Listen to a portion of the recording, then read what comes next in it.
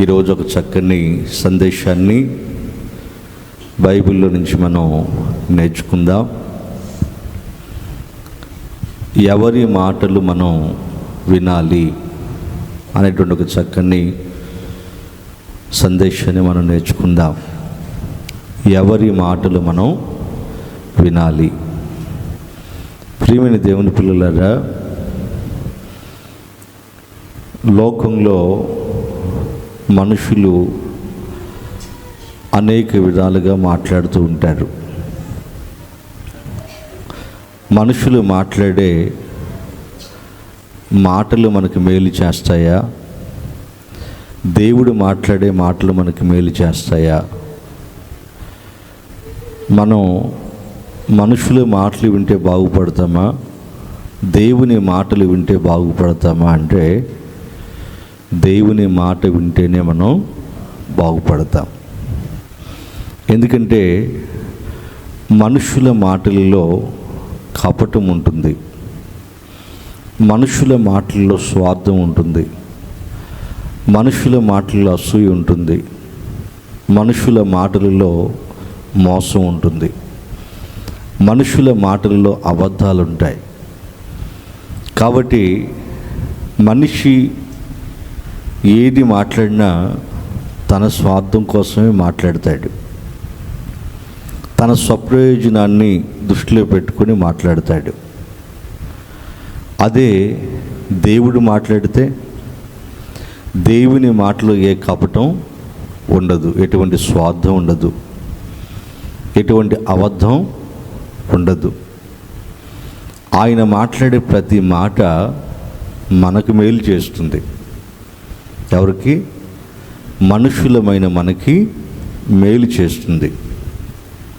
అయితే మనుషులు ఈ భూమి మీద దేవుని మాటలు వింటున్నారా, మనుషుల మాటలు వింటున్నారా అంటే మనుషుల మాటలే వింటున్నారు. ప్రియమైన దేవుని పిల్లరా, ఇది ఎప్పటి నుంచి జరుగుతుంది ఇట్లా అనంటే, ప్రారంభ మానవుడైన ఆదాము దగ్గర నుంచి ప్రతి మనిషి కూడా దేవుని మాట వినకుండా మనుషుల మాటలు వింటూ లేదా అపవాది మాటలు వింటూ జీవితాన్ని శాపగ్రస్తంగా మార్చుకుంటున్నాడు. ప్రారంభం నుంచి దేవుడు ఆదాము హవ్వలకి ఒక మాట చెప్పాడు. తోట చెట్లలో అన్ని పండ్లు తినండి, నేను చెప్పే పండు జోలికి మీరు వెళ్ళకండి, ఆ పండు తినొద్దు అన్నాడు. తిను దినమున మీరు చనిపోతారు అని చెప్పాడు. కానీ వాళ్ళు ఏం చేశారు? దేవుని మాట విన్నట్టే విని కొంతకాలానికి అపవాది మాటలు విని దేవుని మాటను ప్రక్కన పెట్టేసి అపవాది మాటను విని ఆ తినకూడని పండు తిన్నారు. అలా తిన్న తర్వాత వారు దేవునికి, దేవుని సహవాసానికి, దేవుని జ్ఞానానికి అన్నిటికీ దూరం అయిపోయారు. శాపగ్రస్తులుగా మార్చబడ్డారు. ఎందుకు వాళ్ళ జీవితం అలా మార్చబడింది అనంటే, వారు దేవుని మాట వినలేదు, దయ్యం మాట విన్నారు. అదే దేవుని మాట వినుంటే వారి జీవితాలు ఇంకొకలాగా ఉండేవి, చాలా బాగుండేవి. ఇట్లా ఆలోచించుకుంటూ వెళ్తే బైబిల్లో ఉన్నటువంటి కొన్ని సందర్భాలలో బైబిల్లో రాయబడినటువంటి కొందరు వ్యక్తులు దేవుని మాట వినకుండా మనుషుల మాటలు విని జీవితాలను నాశనం చేసుకున్నారు. చెప్పాను కదా, మనుషుల మాటలు మనకి మేలు చేసేదానికంటే కీడే ఎక్కువగా చేస్తాయి, కీడుని ఎక్కువగా మనకు కలిగిస్తాయి. కాబట్టి మనిషి మాట కంటే దేవుని మాట ఎంతైనా నమ్మదగినది. కాబట్టి మన బ్రతుకు దినాలన్నీ కూడా మనం ఎవరి మాట వినాలంటే దేవుని మాట వినాలి. ఆయన మాట వింటే మన జీవితాలు బాగుపడతాయి. ఇంకొక ఉదాహరణ చెప్తాను. అబ్రహాం భార్య శారా ఉంది. ఆమె ఒకసారి అబ్రహాం గారికి ఒక సలహా ఇచ్చింది. ఏమండి, దేవుడు నాకు పిల్లల్ని లేకుండా చేశాడు కదా, నేను ఒకటి చెప్తాను, చేస్తారా అంది. ఏంటో చెప్పన్నాడు. ఆమె అంది, నాకు ఎలాగో పిల్లలు లేరు కదా, నువ్వు ముసలివాడు అయిపోయావు, నేను ముసలిదాన్ని అయిపోయాను, ఇక ఈ వయసులో నేను బిడ్డను కంటానని నాకు ఆశ లేదు, కాబట్టి నా దాసి అయిన హాగర్ని వివాహం చేసుకుని ఆమె ద్వారా నాకు బిడ్డలు కానివ్వండి అని ఒక సలహా ఆయనకి ఇచ్చింది. ఆమె సొంత ఆలోచనతో ఒక సలహా ఇచ్చింది. అప్పుడు అబ్రహాం గారు ఏం చేశాడంటే, తన భార్య మాట విని తన భార్య మాట విని హాగర్ని వివాహం చేసుకున్నాడు. హాగర్ని వివాహం చేసుకోవడం దేవుని చిత్తం కాదు. దేవుడు ఏమన్నాడు, నీకు నేను సంతానాన్ని ఇస్తాను, ఆ సంతతిని ఇసుక రేణువుల వలె విస్తరింపచేస్తాను, నీ సంతతి వారి ద్వారా సకల జాతుల ప్రజలు ఆశీర్వదించబడతారు అని దేవుడు చెప్పాడు కదా. వాగ్దానం చేసిన దేవుడు నమ్మదగిన వాడు కదా. కాబట్టి అబ్రహాం గారు ఏం చేశాడంటే, ఆ ఒక్క విషయంలో శారా మాట విన్నాడు. దేవుని మాటను పక్కన పెట్టేసి శారా మాట విన్నాడు. శారా మాట విని హాగర్ని వివాహం చేసుకోవటం వలన ఆ కుటుంబంలో గొడవలు చెలరేగాయి. మరి దేవుని చిత్తం కాని పనులు చేస్తే ఇలాగే ఉంటుంది కదండి, గొడవలు చెలరేగాయి. అప్పుడు శారా అబ్రహాంతో గొడవ పెట్టుకుంది. నా ఉసురు నీకు తగులుతుంది, ఆ హాగర్ అనే దాన్ని ఇంట్లో నుంచి బయటికి పంపించేయని, అదన్నా ఉండాలి నేనన్నా ఉండాలి అన్నట్లుగా మాట్లాడింది. అబ్రహాం గారు బహు దుఃఖంలో మునిగిపోయాడు. ఏం చేయాలో అర్థం కాని పరిస్థితి. ఆ తర్వాత అతను పెరిగి పెద్దవాడై, అతని పేరు ఇస్మాయిల్ కదండి, పెరిగి పెద్దవాడయ్యాడు. అతను ఇప్పుడున్నటువంటి ముస్లిం జనాభాకి మూల పురుషుడు, ముస్లిం ప్రజలకి మూల పురుషుడు అయ్యాడు ఇస్మాయిల్. ఆ యొక్క ఇస్మాయిల్ నుంచి వచ్చినటువంటి వీళ్ళు ప్రపంచంలో విస్తరించిన తర్వాత, ఆ తర్వాత అబ్రహాంకి శారాకు పుట్టినటువంటి కుమారుడు ఇస్సాకు ఉన్నాడు కదా, ఇస్సాకు కుమారుడు యాకోబు ఉన్నాడు కదా, యాకోబు నుంచి వచ్చినటువంటి 12 గోత్రికుల ప్రజలు అంటే ఇశ్రాయేలీలు. వారికి వీరికి మొదటి నుంచి పడట్లేదు, యుద్ధం జరుగుతుంది, ఇప్పటికి యుద్ధం జరుగుతూనే ఉంది. ఆనాడు అబ్రహాము దేవుని మాటను పక్కన పెట్టి, నా భార్యే కానీ భార్య మాట వినినందుకు ఏం జరిగింది, భయంకరమైన శాపానికి గురైపోయారు. ఇస్మాయిలీలు ఇశ్రాయేలీలు ఎవరో కాదు, అబ్రహాం సంతానమే. తల్లులు వేరు, తండ్రి మాత్రం ఒక్కడే. కానీ ఇప్పటికి వాళ్ళకి ఒకరంటే ఒకరికి పడదు, ఇప్పటికి యుద్ధం జరుగుతూనే ఉంది. ఇప్పటికీ వాళ్ళు వీళ్ళని చంపుతున్నారు, వీళ్ళు వాళ్ళని చంపుతున్నారు. ఇదంతా ఎందుకు జరిగింది అనంటే, దేవుని మాటను పక్కన పెట్టి శారా మాట వినినందుకు ఇదంతా జరిగింది. ఇప్పటికీ ఆ నష్టం జరుగుతూనే ఉంది. అంటే దేవుని మాట వినకపోతే మనిషి జీవితం ఏమైపోతుందో కొన్ని నిదర్శనాలు మీతో చెప్తున్నాను. అలాగే అననీయ సఫీరాలు వారు కూడా వారికున్న పొలాన్ని అమ్మేసి ఏం చేశారు, ఆ వచ్చిన డబ్బుని దగ్గర పెట్టుకుని ఇద్దరు ఒకరినొకరు మాట్లాడుకున్నారు. మరి వాళ్ళలో ఎవరికి ప్రేరేపణ కలిగిందో మొత్తానికి ప్రేరేపణ కలిగి ఒకరు ముందుగా మాట్లాడారు, ఇంత డబ్బు మరి అపోస్తులకు ఇస్తే మన పరిస్థితి ఏంటని. వాళ్ళలో ఎవరు మాట్లాడారో ఆ మాటలు ఇంకొకరు విన్నారు. అంటే ముందు భార్య మాట్లాడిందో లేదంటే భర్త మాట్లాడారో, మొత్తానికి ఇద్దరు ఫస్ట్ ఎవరైనా మాట్లాడతారు కదండి. వాళ్ళలో వీళ్ళ మాట విన్నారు. మరి భర్త మాట భార్య విందో, భార్య మాట భర్త విన్నాడు, మొత్తానికి విన్నారు. వీడేం చేశారు, వాళ్ళు కొంత ధనాన్ని దాచుకొని కొంత ధనాన్ని తీసుకొచ్చి అపోస్తుల పాదాల దగ్గర పెట్టి దేవుని పరిశుద్ధాత్మను మోసం చేశారు. అప్పటికి పేతురు గారు అడిగాడు, అననీయ మీరు పొలం ఇంతకే అమ్మారా అని అడిగాడు. అడిగితే వాళ్ళు అన్నారు, ఇంతకే అమ్మాం బాబు అన్నారు. ఎందుకు సాతాను మిమ్మల్ని ఇలా ప్రేరేపించాడు, ఎందుకు దేవుని పరిశుద్ధాత్మని మీరు మోసం చేస్తున్నారని పేతురు గారు కోపగించుకున్నాడు. అక్కడికక్కడే అననీయ ప్రాణం విడి చచ్చిపోయాడు. ఇది తెలియకుండానే తన భార్య 3 గంటల తర్వాత వచ్చింది.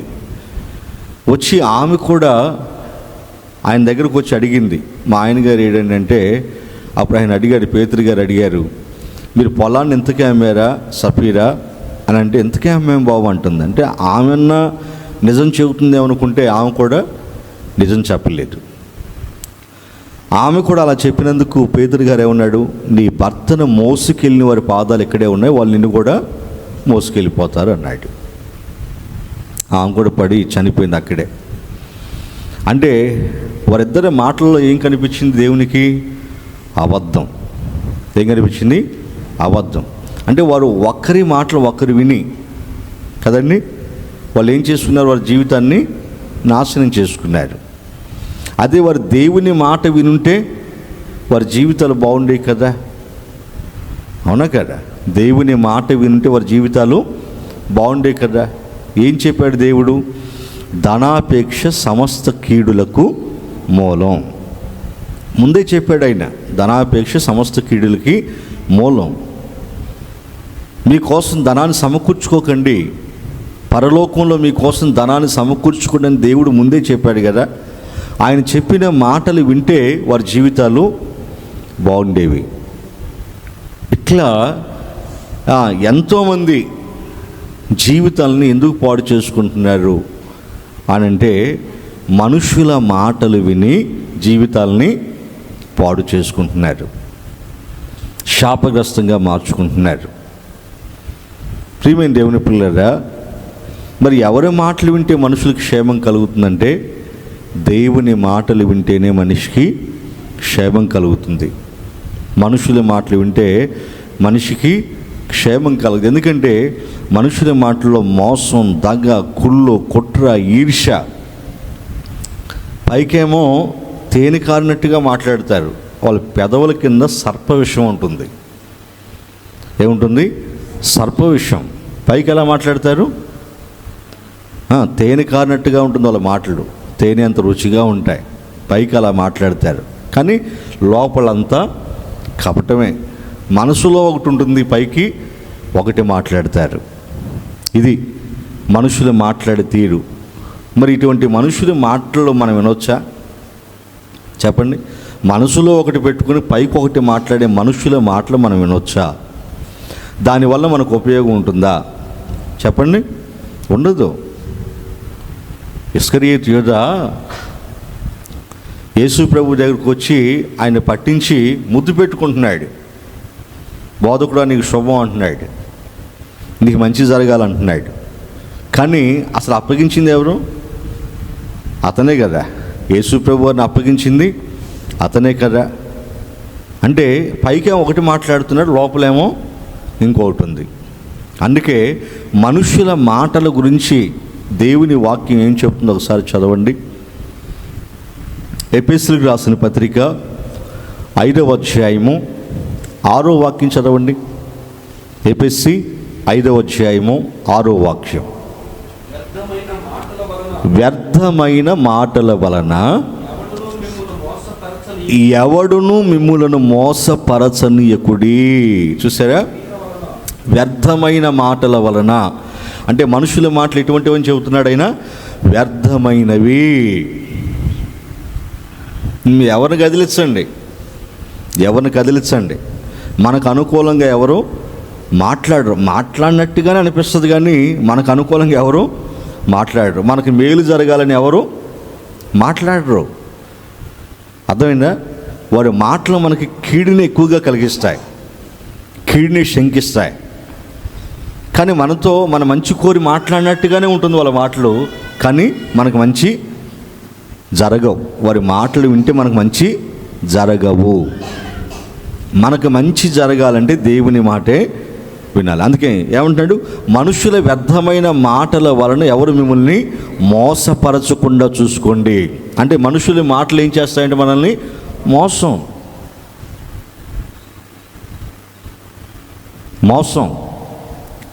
ప్రియమైన దేవుని పిల్లరా, కొంతమంది మనం చూస్తూ ఉంటాం అప్పుడప్పుడు చీటీ పాటలు వేసేసి మేము నమ్మకంగా ఉంటున్నాం అన్నట్టుగా ఉండి ఏం చేస్తారు కొంతమంది, ఆ డబ్బులన్నీ పోగేసుకునేటట్టు జంపు. అలాగే ఉద్యోగాలు ఇప్పిస్తాం అని చెప్పేసి కొంతమంది డబ్బులు పోగేసుకొని విదేశాలకి పారిపోతున్నారు. కొన్ని కోట్లు జమ చేసుకుని వారి ఖాతాలోకి వెళ్ళిపోతున్నారు, పారిపోతున్నారు. అంటే అలా లక్షల కోట్లు వారికి అలా ఎందుకు అప్పగించారు ప్రజలంటే, వారు చెప్పిన మాటలు విని. ఇప్పటికీ ప్రతి వ్యక్తి మోసకరమైన మాటలే మాట్లాడుతున్నాడు ఇప్పటికీ, అవునా కదా? ఎదుటివాడిని తన మాటతో మోసం చేసేస్తాడు. మోసం చేయింది అతనికి నిద్ర పట్టదు, మోసం చేయింది అతనికి గడవదు. కాబట్టి మనుషుల ప్రతి మాటలో ఏముంటుంది? వ్యర్థం. మనుషుల ప్రతి మాటలో మోసం. ఇటువంటి మనుషుల మాటలు మనం వింటూ ఉంటాం. నా భార్యేగా అన్నట్టుగా, నా భర్తేగా అన్నట్లుగా, నా పిల్లలేగా అన్నట్లుగా కదండి. చెప్పండి, మా అన్నయ్యగా అన్నట్టు, మా తమ్ముడేగా, మా అక్కేగా, మా చెల్లేగా ఇలా చెప్తారా అన్నట్టుగా. కానీ ఎవరు చెబితే మనం నమ్ముతామో వాడికి బాగా, సాతానికి బాగా తెలుసు. ఎవరితో మాట్లాడిస్తే నువ్వు పడిపోతావు వాడికి బాగా తెలుసు. ఇప్పుడు ఆదాము కూడా హవ్వ మాటలు విని ఏమైపోయాడు? తినొద్దన్న పండు తిని పాపం చేశాడు కదండి, అవునా కదా? అందుకే దేవుడు ఏమన్నాడు, నీ భార్య అయిన హవ్వ మాటలు విని ఆ పండు తిన్నావు కదా అన్నాడు కదా. హవ్వ ఎవరు మాట్లాడింది? సాతాను మాటలు. ఇట్లా ప్రతి ఒక్కరు, మరి ఎవరు సొంత భార్య కదండి హవ్వ, భర్తనే మోసం చేసింది. ప్రియమైన దేవుని పిల్లరా, ఇలా చూస్తే ఇప్పుడు కట్టుకున్న భార్యలే భర్తలను ఏం చేస్తున్నారు? చంపేస్తున్నారు ఈ రోజుల్లో కదండి, చంపుతున్నారు. ఒక భార్య నిన్నో మొన్న ఏం చేసింది, స్లీపింగ్ ట్యాబ్లెట్లు నిద్ర అన్నంలో కలిపి, కూరలో కొన్ని ట్యాబ్లెట్లు వేసిందట, అన్నంలో కొన్ని ట్యాబ్లెట్లు దంచి పొడి చేసి దాంట్లో వేసిందట, చంపేసింది భర్తని. మరి ఆయన తినాలంటే చక్కగా మాట్లాడాలి కదండి, చాలా ప్రేమగా మాట్లాడిందంట తినిందాకా. అంటే ఆమె అప్పటి వరకు ప్రేమగా మాట్లాడిన మాటలన్నీ కూడా వ్యర్థమైనవి కదండి. ఎందుకు అలా చేసింది? అక్రమ సంబంధం పెట్టుకొని, వేరే వాళ్ళతో అక్రమ సంబంధం పెట్టుకొని భర్తతో ప్రేమగా మాట్లాడిందంట కాసేపు. మరి అంత ప్రేమగా మాట్లాడితే భర్త ఏమనుకున్నాడు? నమ్మేశాడు. కట్టుకున్న భార్య నిర్దాక్షిణ్యంగా అతన్ని చంపేసింది. ఇట్లా ఎంతమంది ఉన్నారు? ఎంతమంది భర్తలకి లేనిపోని మాటలు చెప్పి, ఒక ఆమె మేఘాలయ రాష్ట్రంలో ఏం చేసింది, భర్తని హనీమూన్కి తీసుకెళ్ళింది. ఇప్పుడు ముందే చంపుతాడనే అనుమానం అతనికి వచ్చి ఉంటే ఆమెతో వెళ్తాడా? అంతవరకు వెళ్ళాడంటే ఏం మాటలు చెప్పింది కదండి. మాటలే కదండి, మనిషికి మాటే కదా ప్రాముఖ్యమైనది. ఆ మాటతోనే కదా అతను మోసం చేశారు. ఇలా ఆలోచిస్తే ప్రతి వ్యక్తి కూడా తమ మాటల్లో మోసం, అబద్ధాలు, కపటాలు. ప్రియమైన దేవుని పిల్లరా, ప్రతి మనిషి ఇలాగే ఉంటున్నాడు కదండి. ప్రతి మనిషి అలాగే ఉంటున్నాడు కదండి. తన స్వార్థం కోసం, తన స్వప్రయోజనం కోసం, తన బ్రతుకు కోసం, తను బ్రతకడానికి మనిషి లేచిన దగ్గర నుంచి ఎన్నో అబద్ధాలు చెప్తూ ఉంటాడు, మోసాలు నోటితో వ్యర్థమైన మాటలు చెప్తూ ఉంటాడు. ఎందుకు ఇలా చెబుతున్నావు అని అంటే, ఇలా చెప్పకపోతే బ్రతకలేమని అంటారు. ఏంటంటే ఇలా చెప్పకపోతే బ్రతకలేమండి. ఎందుకంటే మనుషులందరూ కూడా దేనికి అలవాటు పడిపోయారు? మనుషులు కూడా అబద్ధాలకు అలవాటు పడిపోయారు. మనుషులు కూడా వ్యర్థమైన మాటలకే అలవాటు పడిపోయారు. మంచి మాటలు ఎవరు వింటున్నారు చెప్పండి? మంచి మాట అంటే ఉందంటే అది ఎవరిది? దేవునిది. మరి ఆ దేవుని మాట ఎవరు వింటున్నారు చెప్పండి? దేవుడు ఎంత బాధపడుతున్నాడు చదవండి, ఆ మాట చదవండి. ఇర్మీయా గ్రంథం 6వ అధ్యాయము 10వ వాక్యం చదవండి. దేవుడు ఏమంటున్నాడు? ఇర్మీయా గ్రంథం 6వ అధ్యాయం 10వ వాక్యం. విందురని నేను ఎవరితో మాట్లాడేదను, ఎవరికి సాక్ష్యమిచ్చేదను, వారు వినుటకు తమ మనస్సును సిద్ధపరుచుకొనరు గనుక వినలేకపోయిరి. ఆయన మాటలు వినటానికి వాళ్ళకి మనసు లేదట. వినలేకపోయిరి. ఇదిగో వారికి యెహోవా వాక్యమందు సంతోషము లేని వారై దానిని తృణీకరిస్తారు. దేవుని వాక్యాల మీద వాళ్ళకి సంతోషం లేదట. ముసలమ్మ ముచ్చట్లు ఎన్ని చెప్పండి, గంటల తరబడి కూర్చొని సొల్లు గార్చుకుంటూ తింటాడు కదండి. అవసరమైతే నిద్రపోకుండా కూడా తింటాడు, కునుకుపాటు వేసుకుంటూ కూడా తింటాడు. ఎక్క వింటున్నావా? వింటున్నాలే చెప్పు అని నిద్రపోకుండా తింటుంది, లేవదు. ఎంత కమ్మగా ఉంటాయో. ఇక సినిమాల గురించి జోకులు వేసుకుంటా, ఆ జోకులు ఈ జోకులు వేసుకుంటా ఎన్ని గంటలైనా గడిపేస్తారు. అదే దేవుని మాటల దగ్గరకు వచ్చేసరికి మొదలు పెట్టాడండి, స్టార్ట్ చేశాడు ఇక అని వెంటనే లేచి వెళ్ళిపోతూ ఉంటాడు. లేదు ప్రార్థన చేసుకుందరా అంటే వస్తారా? రారు. ప్రార్థన అనగానే పారిపోతారు. ప్రార్థన అంటే దేవునితో మాట్లాడటం కదండి. ప్రార్థన అనగానే పారిపోతారు. లేదా దేవుని మాటలు తీసుకొస్తే వినలేరు, వినే మనసు వాళ్ళకి లేదు. వాళ్ళకి ముసలమ్మ ముచ్చట్లు కావాలి. ముసలమ్మ ముచ్చట్లు ఏముంటుంది? అపవిత్రత. ఏముంటుంది?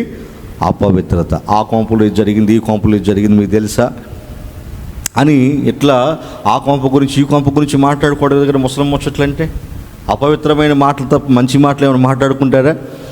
లేదు కదండి. అది ఇటువంటి వాటికైతే చెవినిస్తారు, దురద చెవులు కలిగినటువంటి వాళ్ళు. ప్రియమైన దేవుని పిల్లరా, అదే దేవుని మాటలు వినాలంటే చాలా బాధ కలుగుతుంది. అందుకే దేవుడు చూడండి ఎంత బాధపడుతున్నాడు. విందురని నేను ఎవరితో చెప్పేని, ఎవరు సాక్ష్యం ఇచ్చేని, వారికి నా మాటలు వినటానికి మనసు లేదు, మనసు లేదు. చూసారా? అంటే ఎవరి మాటలు వింటున్నారు వీళ్ళంటే మోసం చేసే మనుషుల మాటలు వింటున్నారు, నాశనాన్ని కలిగించే మనుషుల మాటలు వింటున్నారు, కీడు చేసే మనుషుల మాటలు వింటున్నారు. అలాగైనా పాడైపోతున్నారు కానీ బాగు చేసే దేవుని మాటలు మాత్రం వినరు కదండి. మన హైదరాబాద్ వెళ్ళాను, అక్కడ క్రైస్తవులకు ఇల్లు ఇవ్వట్లేదట. అద్దెకి ఉండటానికి క్రైస్తవులకు ఇల్లు ఇవ్వట్లేదట. ఒకవేళ ఎక్కడైనా ప్రార్థన పెట్టుకుంటామని ఏదైనా హాల్ అడిగామనుకోండి, హాల్ కూడా ఇవ్వరట. ఎందుకు? క్రైస్తవులు ఏం మాటలు చెప్తారు? దేవుని మాటలే కదండి అక్కడ. అదే ఏదైనా ఫంక్షన్లకు అనుకోండి, ఏదైనా ఉత్సవాలకు అనుకోండి, వెంటనే హాల్ ఇచ్చేస్తారట. ఎందుకంటే అక్కడ మరి మందు చిందు అన్నీ ఉంటాయి కదండి, డ్యాన్సులు కదా. అంటే దేవుని మాటలు వినేదానికేమో అవకాశం ఇవ్వరు కదా. అపవిత్రమైన వ్యర్థమైన మాటలకు, అపవిత్రమైన కార్యాలకు మాత్రం అవన్నీ అవకాశం ఇస్తూ ఉంటారు. అందుకే మనుషుల గురించి ఏం చెప్తున్నాడు? మనుషుల మాటల గురించి ఏం చెప్తున్నాడంటే మనుషుల మాటలు వ్యర్థమైనవి, అవి మోసకరమైనవి. ఆ వ్యర్థమైన మాటలతో మిమ్మల్ని ఏం చేస్తారు? వాళ్ళు మోసం చేస్తారు. అందుకే వారి మాటలు విని మీ జీవితాన్ని పాడు చేసుకోకండి అని అంటున్నాడు.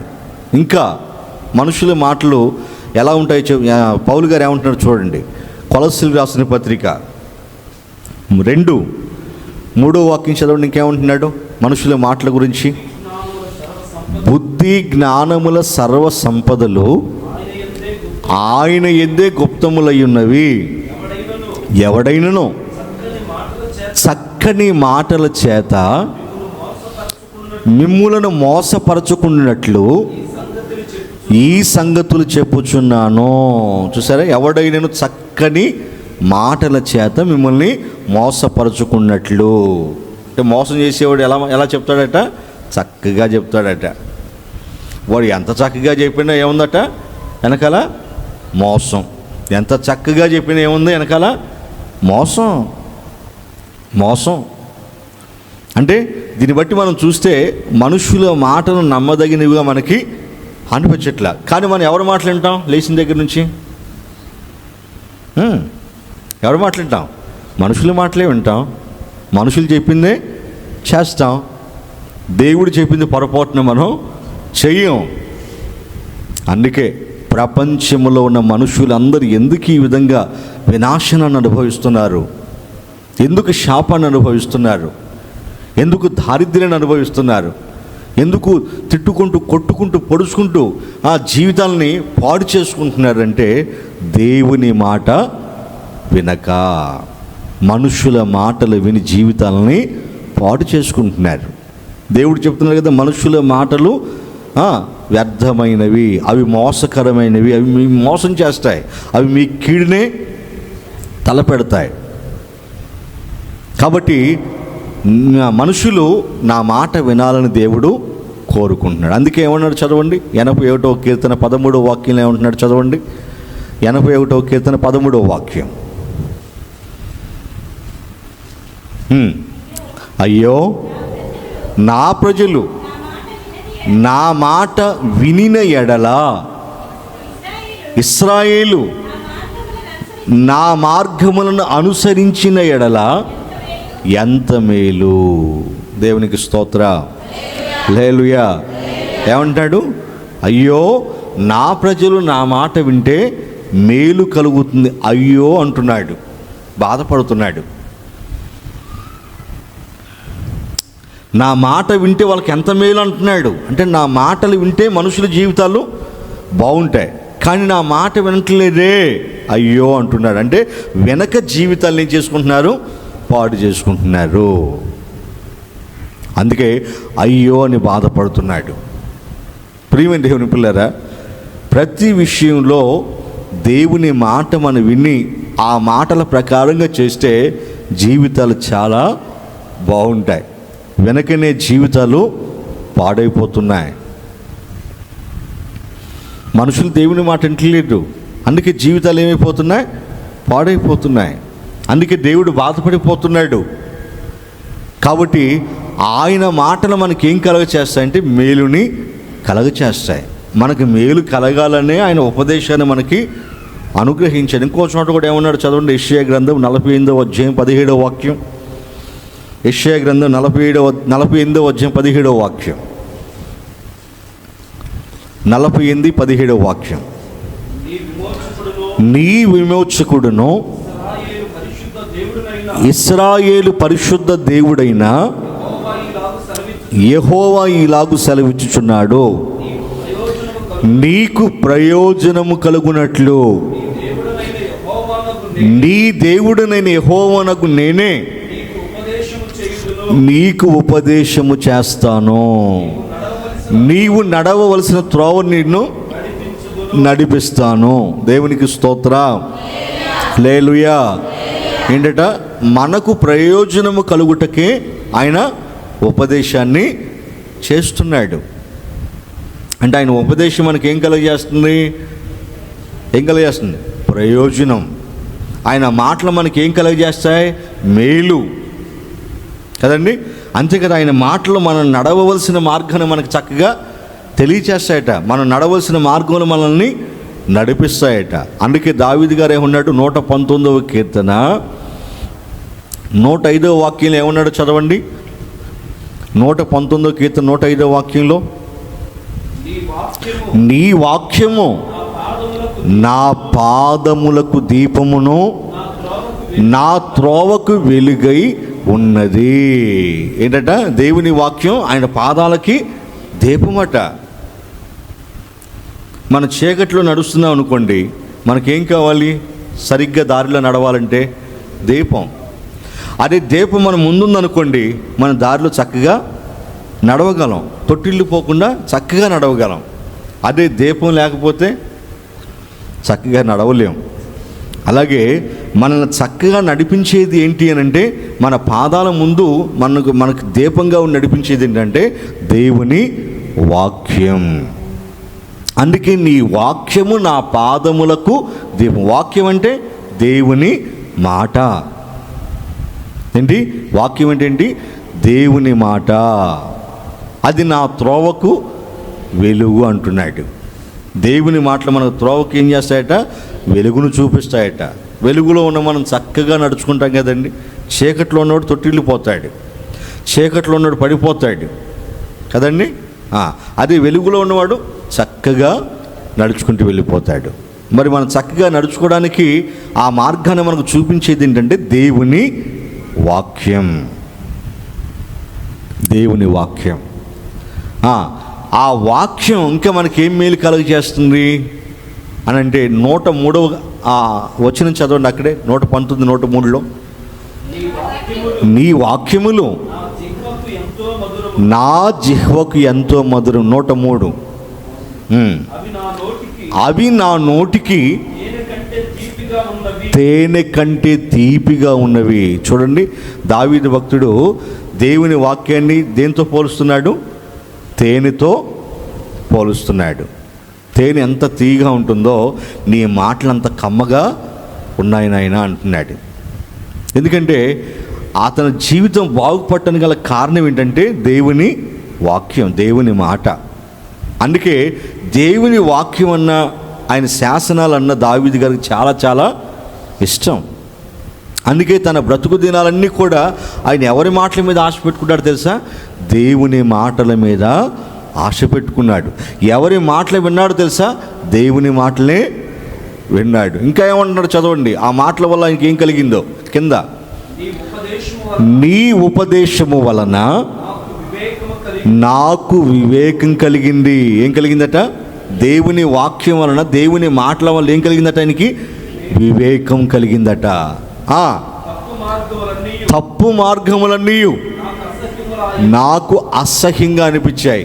నీ మాటలు నేను విన్నప్పుడు తప్పుడు మార్గాలను నాకు ఎలా అనిపించాయి? అసహ్యంగా. ఈ తప్పుడు మార్గాలను అసహ్యంగా అనిపించాయంటే తప్పుడు మార్గంలో నడవగలడా దావీదు గారు? నడవలేడు కదా. అంటే అప్పుడు ఏ మార్గంలో నడవగలడు? నీతి మార్గంలో నడవగలడు. దేవునికి స్తోత్రం, హల్లెలూయా. చూసారా ప్రియమైన దేవుని పిల్లరా, దేవుని మాటలు వినటం వలన మన జీవితానికి కలిగే మేలులు, లాభం, ఆయన మాటలు మనకు మంచి భవిష్యత్తుని కలిగిస్తాయి, మంచి జీవితాన్ని ఇస్తాయి, మన బ్రతుకుని బ్రతుకుగా మారుస్తాయి. అదే మనుషుల మాటలు వింటే తిందాం రారా, తాగుదాం రారా, జలసా చేద్దాం రారా, విచ్చలవిడిగా తిరుగుదాం రారా, ఇప్పుడు అనుభవించకపోతే ఇప్పుడు అనుభవిస్తాం రా, ఎట్లా ఉంటాయి మనుషుల మాటలు కదండి. అరే నేను ఇంటికి ఆలస్యంగా వెళ్ళి మా నాన్న మీద తిరగబడతాను తెలుసా, మరి నువ్వు? నేను అలా కాదురా, రేపు నువ్వు కూడా అలాగే చేయరా అంటాడు. నాకులాగే చేయి, తిరగబడ్డు. అప్పుడే వాళ్ళకి మనం అంటే భయం ఉంటుంది, లేకపోతే మనం భయపెడుతూనే ఉంటారా వాళ్ళు అన్నట్టుగా తిరుగుబాటు చేసేటట్లుగా చెప్తారు కదండి. అవునా కాదా? ఇలాగే ఉంటాయి మనుషుల మాటలు. తిందారా, అది చేద్దారా, ఇది చేద్దారా, వాళ్ళని చేద్దాం, ఇల్లు చేద్దాం అని చెప్పేసి ఇట్లా ఉంటాయి మాటలు. అందుకే మోసం చేసే మనుషుల మాటలు పొరపాటున మనం వినకూడదు. అందుకే దేవుని పిల్లలు యెహోవా ధర్మశాస్త్రమందు ఆనందించాలి. అంటే దేవుని వాక్యమందు ఆనందించాలి. అంటే దేవుని మాటలు చదువుకుంటూ ఆయన మాటల్ని వినాలి, ఆయన మాటల ప్రకారంగా జీవించాలి. ఒకసారి ఇలాగే ఒక ఇద్దరు భార్యాభర్తలు కొత్తగా వివాహం అయితే వాళ్ళకి కాలనీళ్ళు కట్టుకునేదానికి ఏదో లోను పెట్టుకుంటే వచ్చిందట, కాలనీళ్ళు కట్టుకునేదానికి. అయితే భర్త ఏం చేశాడంటే, భార్యకి ప్రెగ్నెంట్ అయితే ఎవరు పెద్దలు చెప్పారట, ప్రెగ్నెంట్గా ఉన్నప్పుడు ఇల్లు మొదలు పెట్టకూడదు, పునాదులు వేయకూడదు అన్నారట. ఆ డబ్బులు వెనకపోయేటట్లుగా ఉన్నాయి. అప్పుడు ఇతను ఏం చేశాడంటే, మరి ఎవరు చెప్పారో, ఎవరు చెప్పిన మాటలు విని భార్యకి ఏం చేశాడంటే అబార్షన్ చేయించాడు. అంటే ట్యాబ్లెట్లు ఉంటాయి కదండి, ఆ ట్యాబ్లెట్లు వేసాడు. అంటే గర్భిణీతో ఉంటే ఇల్లు మొదలు పెట్టుకోకూడదు అని ఎవరు చెప్పారట. చెవితి ఇతను ఏం చేశాడంటే గర్భిణీ పోగొట్టడానికి ట్యాబ్లెట్లు వేసాడు. లోపల అది ఇన్ఫెక్షన్ అయిపోయినట్టుంది, ఆమె చచ్చిపోయింది. బాగా రక్తస్రావం అయిపోయి చచ్చిపోయింది. అసలు ఇల్లు కడితే అంటే భార్య గర్భంతో ఉంటే ఇల్లు కడితే ఏమవుతుంది?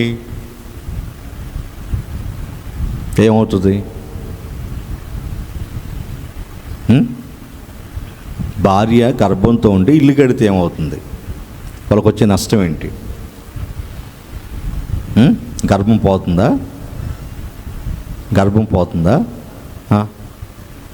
మరి ఎందుకు అట్లా ఆపేస్తారు ఇల్లు కట్టకుండా? చూడండి, మనుషుల మాటలు విని ఆ ట్యాబ్లెట్లు వేసేస్తే, అబార్షన్ అవ్వడానికి ట్యాబ్లెట్ వేస్తే ఆమె అసలు చనిపోయింది. వాడిని తీసుకెళ్ళి జైల్లో వేసేసారు. మరి ఊరుకోరు కానీ తల్లిదండ్రులు ఊరుకోరు కదా, ఆమె తల్లిదండ్రులు ఊరుకోరు కదా. ప్రియమైన దేవుని పిల్లలు, ఇట్లా ఏంటంటే ఇటువంటి మాటలు ఎన్ని ఉన్నాయి, వ్యర్థమైన మాటలు. అవునా? అరే, భార్య గర్భంతో ఉంది, నువ్వు గడ్డం చేసుకోకూడదు అంటే వాడు ఇంత బారు పెంచుతాడు గడ్డం. వాడు మామూలు చూస్తేనే దడుచుకుంటాం, ఈ గడ్డంలో చూస్తే పిల్లల్ని తెచ్చుకొని పిచ్చోడు ఉంటాడు చూసారా, అట్లా ఉంటాడు. ఇంత బారు గడ్డాలు పెంచుతారు. అవునా కదా? ఎందుకంటే బిడ్డ క్షేమంగా బయటికి రావాలంటే వీడికి గడ్డం పెంచాలి. ఈ గడ్డానికి బిడ్డకు సంబంధం ఏముంది? ఒకడు అలాగే పెంచాడు. పెంచితే 2 గర్భాలు 3 గర్భాలు అబార్షన్ అయిపోయింది. మరి పిల్లల్ని కనలేదే సేఫ్గా. ఒక పెన్ను రాలిపోయింది, ఒక బిడ్డ పుట్టి చనిపోయింది. మరి గడ్డంగానే ఉంది, తీసేసాడు తర్వాత. నువ్వు గడ్డం ఎందుకు పెంచావు? ఎట్లా ఏంటంటే ఎందుకయ్యా గడ్డం పెంచుతున్నావు అంటే, అమ్మాయి గర్భిణీతో ఉంది కదా, గడ్డం తీయొద్దు అంటున్నారు, పెంచమంటున్నారు. అసలు ఈ గడ్డానికి అమ్మాయి గర్భిణికి సంబంధం లేదు. తల్లి గర్భంలో పెన్ను క్షేమంగా ఉండాలంటే ఎవరి కాపుదల అవసరమో తెలుసా? దేవుని కాపుదల. అది కావాలి. ఇట్లా ఎన్నున్నాయి మనుషులు వ్యర్థమైన మాటలండి, ఇవన్నీ వ్యర్థమైన మాటలు. ఇట్లా చెప్పుకుంటూ పోతే ప్రతి మనిషి వ్యర్థమైన మాటలే మాట్లాడతాడు. ఇల్లు కట్టేటప్పుడు వాస్తుల్లో ఈ కిటికీ అక్కడ ఉండకూడదు, ఈ తలుపు ఎక్కడ ఉండకూడదు అంటాడు. అది అక్కడ ఉంటే కలిసి రాదంటే, ఎక్కడుంటే కలిసి రాదంటాడు. ఇట్లా రకరకాలుగా వ్యర్థమైన మాటలు చెప్పి మోసం చేసి దోచుకుంటున్నారు కదండి. అవునా? ప్రియమైన దేవుని పిల్లరా, దేవుని మాటలు వింటే మనిషి బాగుపడతాడు, కానీ మనుషుల మాటలు వింటే బాగుపడరు. ఎందుకంటే మనుషుల మాటల్లో ఏముంటుంది? స్వార్థం, కపటం, ఈర్ష్య, పగ, కక్ష, కార్పణ్యం, కీడు. అవునా కదా? మనం మేలు కూరినట్టే చెబుతారు పైకి, లోపలంతా కపటమే. వాసన కదా? ఎవరినైనా అడగండి, కొంతమంది చూస్తూ ఉంటాను, ఎంత మంచి మాటలు చెబుతుంది ఎవరు అంటే, అది అట్టే చెప్పింది, దాని మనసంతా ఇష్టమే అంటారు. అర్థమవుతుంది మీకు? నమ్మరు, ఎందుకంటే అట్లా చెప్తారు. అందుకే ప్రియమైన దేవుని పిల్లరా, మనిషి మాట మనం వినకూడదు. ఎవరి మాట వినాలి? దేవుని మాట మనం వినాలి. ఎందుకంటే దేవుని ప్రతి మాట మనకేం చేస్తుంది? మేలు చేస్తుంది. ఎందుకంటే ఆయన మాటల్లో అబద్ధం ఉండదు, ఆయన మాటలో కపటం ఉండదు, ఆయన మాటల్లో మోసం ఉండదు. ఎందుకంటే ఆయన చెప్పే ప్రతి మాట మనిషికి ఏం చేస్తుంది? ప్రయోజనం, మేలు. అందుకే నీ వాక్యము నా పాదములకు దీపం. ఇంకేమన్నాడు? నేను పాపము చేయకుండా ఉన్నట్లు నీ వాక్యాన్ని నా హృదయంలో దాచుకున్నాను. అంటే అతను పాపం చేయకుండా అడ్డుపడేదేంటి? దేవుని మాట. అదే మనుషుల మాటలైతే రారా అది చేద్దా, రారా ఇచ్చేద్దా, రారా అని పాపానికి ప్రేరేపిస్తారు. వాళ్ళని కొడదాం రారా, వీళ్ళని కొడదాం రారా, వాళ్ళని చంపుదాం రారా, వీళ్ళని చంపుదాం రా, వాళ్ళని దోచుకుందాం రారా, వీళ్ళు దోచుకుందారని పాపానికి ప్రేరేపిస్తుంది మనుషుల మాటలు. దేవుని మాటలు అలా కాదు కదండి. కాబట్టి నా ప్రియ సహోదరి సహోదరులారా, మన బ్రతుకు దినాలన్నీ కూడా మనం బాగుపడాలంటే ఎవరి మాట వినాలంటే దేవుని మాట వినాలి. ఆయన మాట వింటేనే మనకు క్షేమం. ఆయన మాట వింటేనే మనకి మేలు, ఆయన మాట వింటేనే మనకి ప్రయోజనం. కాబట్టి మేలు చేసే, ప్రయోజనాన్ని కలిగించే, క్షేమాన్ని కలిగించే దేవుని మాటలే మనం వినాలి. మనుషుల వ్యర్థమైన మాటలు మనం వినకూడదు. మీ బ్రతుకు దినాలన్నీ కూడా దేవుని మాటలు వినండి, ఆయన సంతోషపెట్టండి, మీరు సంతోషంగా ఉండండి, ఆ దేవుడు ఉన్న పరలోకం చేరుకునేట్టు కృపను పరిశుద్ధాత్మను మీ అందరికి అనుగ్రహించునుగాక. ఆమేన్.